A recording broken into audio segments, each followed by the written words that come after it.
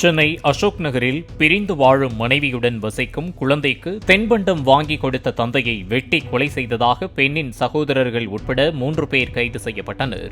கலையரசன் தமிழரசி தம்பதிக்கு 3 வயதில் ஒரு குழந்தை உள்ள நிலையில் தற்போது பிரிந்து வாழ்வதாக கூறப்படுகிறது.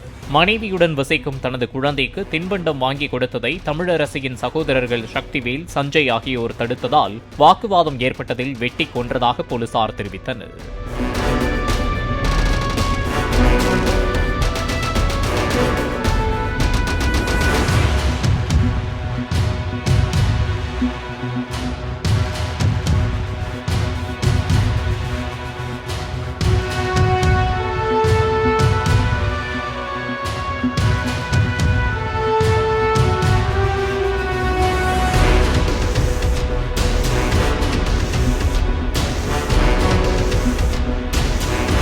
பிளே ஸ்டோர் மற்றும் ஆப் ஸ்டோரில் இருந்து பாலிமர் செயலியை QR கோடு மூலம் பதிவிறக்கம் செய்யுங்கள்.